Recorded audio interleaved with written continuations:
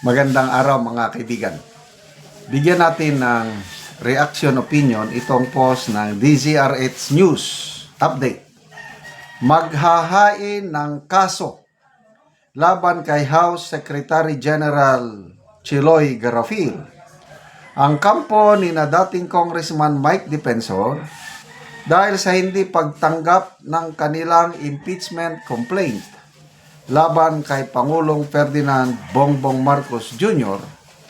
dahil wala umano sa opisina si Garapil kahapon, Enero 22. Pag-uusapan pa umano nila kung ano ang kanilang ipa-file na kaso para rito at hindi sila titigil hanggat hindi naihahain ang impeachment complaint laban kay Pangulong Marcos.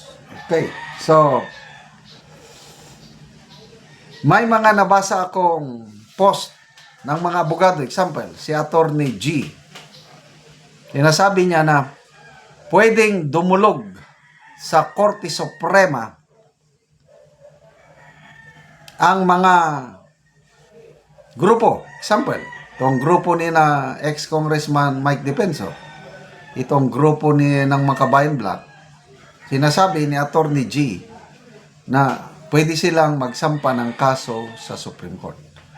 Ganon din ang post ni Professor Malo Tikia na kung ang mga concerned citizens na kaya nilang sampahan ng petisyon ang Marcos Jr. government, kaliwat ka ng petisyon sa Supreme Court tungkol sa GAA, walang rason na hindi nila, mga citizens hindi nila pwedeng sampahan ng kaso si Garapil sa korte kasama ang Supreme Court. Yung dating IBP President Attorney Gayusa sinasabi niya na paglabag sa batas yung ginawa ng opisina ni Garapil. Civil service laws na nalabag. Konstitusyon nalabag.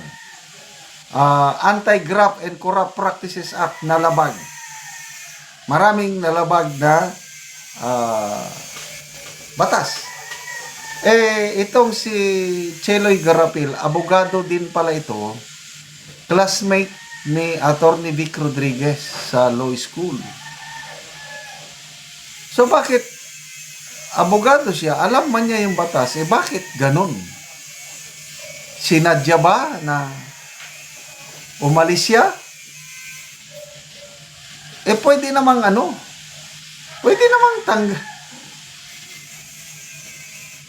kung yung example, pagpunta ka sa mga opisina ng gobyerno, may isasubmit ka.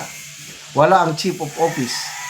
Di ba pwede mo na lang ipa-receive doon sa clerk, doon sa admin officer. Ganun man lang sana kasimple dahil ministerial lang yung pagtanggap. Kaya dito mo makita na it's more of a political strategy. I don't know anong mangyari dahil medyo mas mautat itong Makabayan Black nung ayaw tanggapin, iniwan doon sa opisina. And according to Makabayan Black, it is deemed filed already. Kaya abangan natin sa Lunes pag bukas ng session, ano ang gagawin ng Kamara. Ang aking nabasang is yung naunang impeachment case na isinampa na-endorse na doon sa office of this House Speaker, na-endorse na. Kaya sa Lunes, ang Speaker of the House expected na i-endorse na rin niya sa Committee on Justice. Kung na-endorse na sa Committee on Justice, it is now deemed initiated. Kaya most likely ang mangyari, itong second or third impeachment hindi na uusad dahil mag-effect na yung 1-year bar rule. Kaya nautakan sila. It's more of a political strategy. Mautak ang kampo ng sinampahan. Ang problema lang din nila, yung ginamit na abogado, sana gumamit sila ng abogado na hindi masyadong identified kay First Lady. Kasi klarong-klaro na yung attorney Arnel de Jesus ba yun, siya rin yung nagsampa ng disbarment case kay attorney Glenn Chong. Alam naman natin si attorney Glenn Chong, parang mortal na kaaway ni First Lady Lisa. Kung gumamit na lang sana ng ibang abogado, mas ayos pa pati yung kongresista nga nag-endorse, kilalang alyado ng mga Marcos, kaya latado. Kaya lang, wala naman silang nalabag na batas. Except lang yung, pero may magpapile ka ng impeachment complaint sa presidente, 15 pages lang. Tapos 3 grounds for impeachment yung binasyan, 15 pages. Tapos ang mga ang mga evidences, newspaper clippings. Para na, Tommy opinion ko lang ito, iniinsulto nila ang katalinuhan ng Pilipino. Kaya lang, whatever you sow, you reap.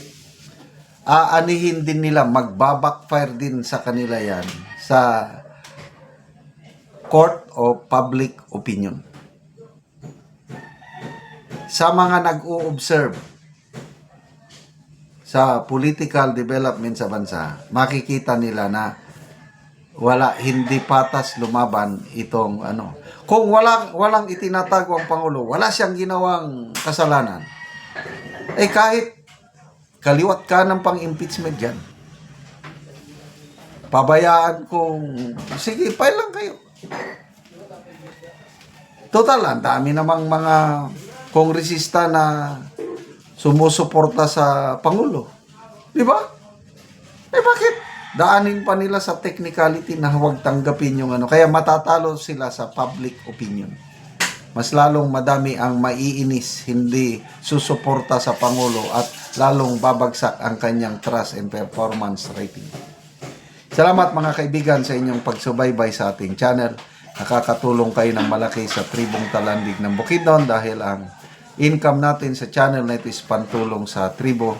Namimigay tayo ng libreng yero at pako para makapagpatayo sila ng mas maayos na tirahan.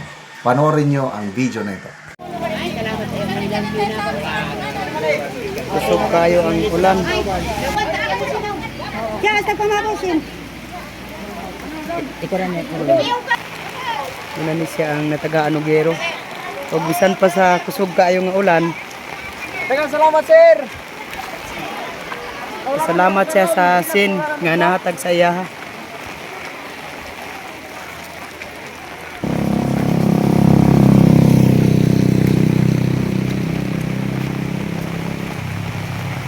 O karon abot na gid siya sa iyang ipatindog nga balay. Kay kini nakigpuyo lang ni sa iyang amahan. O karon mo na ni ang iyang ipatindog nga balay. So ugma magatop na lang gid ni siya.